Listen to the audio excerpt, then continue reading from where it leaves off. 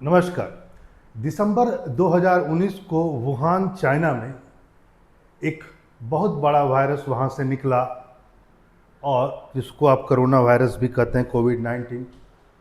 और उस दिन के बाद से विश्व में कहीं ना कहीं वुहान से लेकर के चाइना तक कटघरे में आ गया।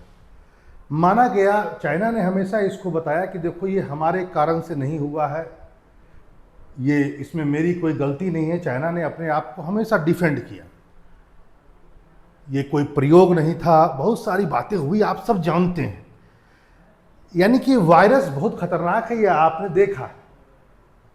किसकी गलती थी हम भी नहीं कह सकते हैं, लेकिन बहुत लोग मानते हैं कि चीन की गलती थी, वहाँ से चीन से निकला है, वुहान के वायरल जो लैबोरेटरी था वहाँ से निकला, जो विश्व की सबसे बड़ी वायरल लैबोरेटरी है। और ये चलो कोविड-19 नामक उन्होंने कुछ वायरस, हो सकता है कोरोना टाइप का कोई वायरस बन गया हो या निकल गया हो, कैसे बनाया गया कहना मुश्किल है। लेकिन ये बात आपको सुनकर के बहुत आश्चर्य होगा कि पहली बार विश्व में एआई ने वायरस बना दिया, एक पूरा का पूरा वायरस को डिज़ाइन कर दिया। बहुत बड़ी बात। और ये दुनिया में पहली बार ऐसा हुआ, वैज्ञानिकों ने किया है कि एआई के द्वारा ही वायरस बना दिया गया। अब प्रश्न उठता है कि वायरस एक ऐसी चीज है जिसका जल्दी इलाज संभव नहीं है, और यदि एआई भी वायरस बनाने लगे तो क्या इसका दुरुपयोग नहीं हो सकता आने वाले समय में? यह अपने आप में बहुत बड़ा प्रश्न है। स्टैनफोर्ड यूनिवर्सिटी और आर्क इंस्टीट्यूट अमेरिका के द्वारा, वहां के वैज्ञानिकों ने मिलकर के, इन दोनों संस्थाओं के वैज्ञानिकों ने मिलकर के एआई के द्वारा फुल्ली डिजाइंड वायरस का आविष्कार कर दिया। ये विश्व में पहली बार। हम इस पर आएंगे, चर्चा करेंगे कि कितना हानिकारक है या कितना ये अच्छा है। पहले क्या उन्होंने किया इसकी चर्चा कीजिए और आप जानिए। देखिए, पहले क्या होता था कि वैज्ञानिक क्या करते थे कि डीएनए में थोड़ा बहुत छोटा सा डीएनए में कोई बदलाव कर देते थे। लेकिन पहली बार ऐसा हुआ है कि एआई के द्वारा पूरा का पूरा एक, मैं कहूँ, डीएनए को शुरू से डिजाइन किया गया। यानी सिंपल बातों में कहा जाए, एआई ने न केवल जीन को बनाया, बल्कि पूरा एक डीएनए से बनने वाला, जिस डीएनए का उसको आविष्कार किया, उस डीएनए से द्वारा पूरा का पूरा एक जेनेटिक ब्लूप्रिंट वायरस का तैयार कर दिया। अरे भैया, दुनिया में कोई भी चीज़ बिना डीएनए का नहीं होता। वायरस का भी अपना डीएनए होता है, बैक्टीरिया का भी होता है, मेरा भी होता है, आपका भी होता है, जानवर का भी होता है, वृक्ष का भी होता है। डीएनए सबसे छोटा चीज़ है जो पाया जाता है, जिससे पूरा का पूरा आकृति बनती है। तो इसका का पूरा का जो एक पूरा डीएनए बनाया, और डीएनए के द्वारा पूरा का पूरा वायरस का ब्लूप्रिंट एआई ने तैयार कर दिया। यदि ये भी नहीं समझ में आ रहा, थोड़ा इस बात को समझिए। जो डीएनए होता है, जो सबसे छोटा, एक तरह से मैं कहूँ सबसे छोटी इकाई जो होती है शरीर की या हमारे शरीर के मॉलिक्यूल्स की, जिसको हम लोग डीएनए कहते हैं। तो डीएनए जो है बेसिकली 4 बेस से मिलकर बना होता है, जिसको हम लोग ए, सी, जी और टी कहते हैं। ए को एडिनाइन कहते हैं, सी को कैस्टोसिन कहते हैं, जी को गुआनिन कहते हैं और टी को थाइमिन कहते हैं। प्रत्येक व्यक्ति का में जो डीएनए होता है, सबका अलग अलग डीएनए होता है। इंसान, आप अपने पिता के पुत्र हैं तो भी डीएनए अलग होगा, सबका डीएनए अलग है। और इस अलग होने की जो होता है, इसमें बेसिकली इसका सीक्वेंस निर्धारित करता है। ये चारों चीजों से जो सीक्वेंस बनता है, कोई आदमी ए सी ऐसे करके बना दिया और इसके बाद पीछे लगा दिया सी ए करके, ऐसे तो ऐसे करके करोड़ों सीक्वेंस बन सकते हैं। और इन्हीं सीक्वेंसों को की सजावट से डीएनए बनता है, एक पूरा का पूरा सीरीज बनता है। इसी को एआई ने कहा, एआई ने किया है। साइंटिस्टों के द्वारा क्या हुआ, एआई के प्रयोग से इन 4 जो बेस होता है जिसके द्वारा डीएनए बनता है, या डीएनए में जो 4 बेस होते हैं, इसका विभिन्न प्रकार के सीक्वेंस को तैयार किया गया, विभिन्न प्रकार के जो बहुत अलग है। और उसके द्वारा एक नया डीएनए बनाया गया, एक नए प्रकार का डीएनए, जिससे वायरस बना। थोड़ा और इस बात को समझिए, वह यह है, इसके लिए करोड़ों, एआई खुद तो कर नहीं सकता, आपको कोई ना कोई तो उसको एग्जाम्पल देना होगा। तो एआई को लाखों प्राकृतिक जीनोम दिखाए गए,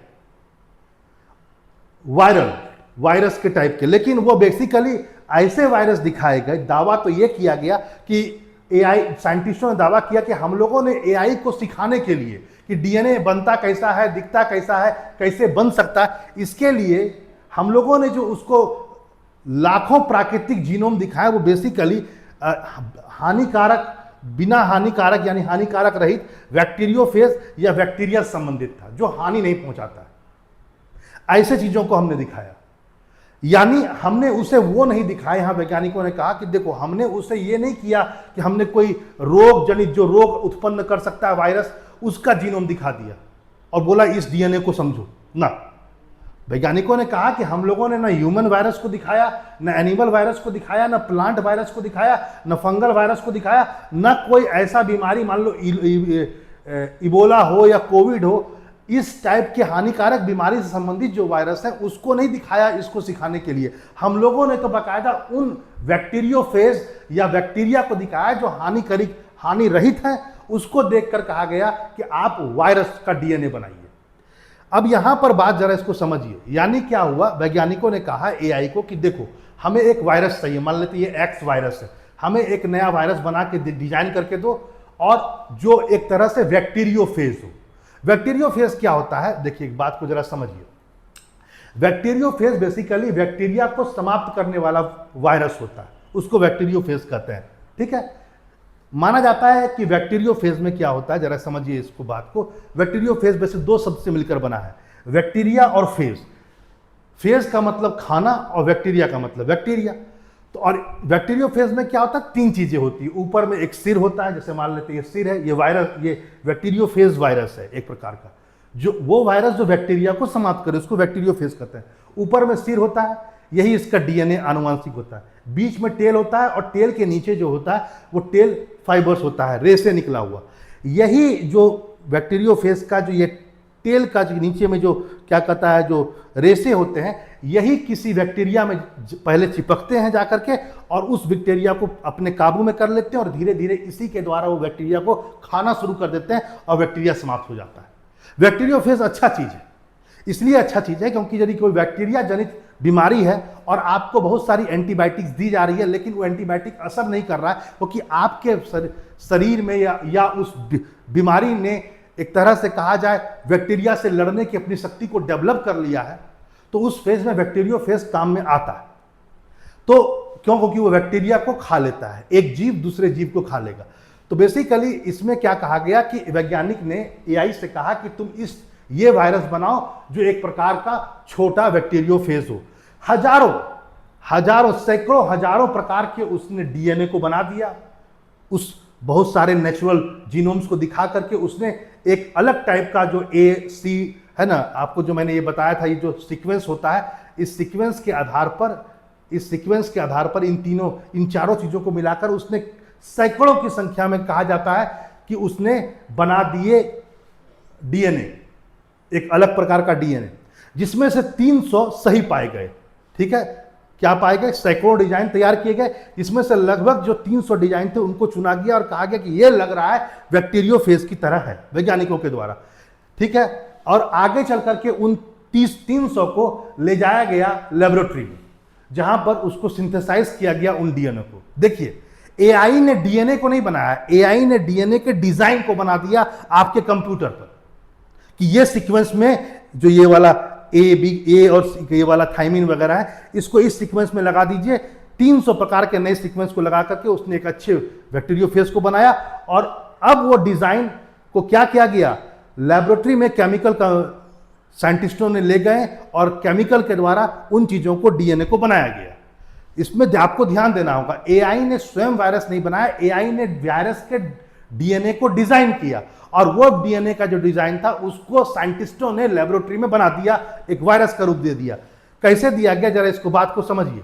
पहले क्या किया वैज्ञानिकों ने, जो डीएनए बनाया गया था उसके द्वारा जो डिजाइन किया गया था, उसका एक डीएनए लेबोरेटरी में तैयार किया, और फिर उस डीएनए को ई कोली बैक्टीरिया के अंदर डाला गया, और उस ई कोली बैक्टीरिया के अंदर डाला गया और डीएनए को, तो धीरे धीरे क्या हुआ, उसमें उस बैक्टीरिया के अंदर वायरल प्रोटीन बनने लगे, फिर वायरल सील्ड बन गए, और एट लास्ट क्या हो गया, वो पूरा वायरल असेंबल्ड हो गया। एक प्रकार से बैक्टीरियोफेज बन गया, और इस ढंग से एक वायरस बना।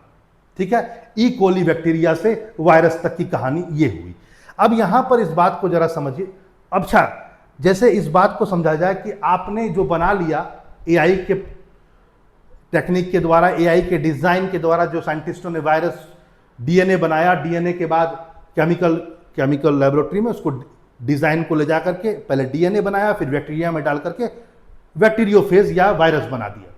तो वो वायरस है या नहीं है, बैक्टीरियोफेज है या नहीं है, उसका भी तो जांच होना चाहिए। तो बाकायदा उन्होंने पूरी की पूरी एक बैक्टीरिया को लिया, एक कोली बैक्टीरिया को लिया और उसके अंदर में उस वायरस को डाल दिया और धीरे धीरे ये स्पॉट नजर आने लगा। ये स्पॉट साफ बता रहा था कि बैक्टीरिया को खा रहा है वो वायरस। ये धब्बा देखा गया और तब माना गया कि हाँ, हमने वायरस बना लिया। ठीक है, इसमें माना जाता है कि 300 छांटते छांटते आगे चल करके 16 बचे और 16 सही एक प्रकार का बैक्टीरियोफेज बन गए। ठीक है, तो ये अपने आप में बहुत बड़ी बात हो गई।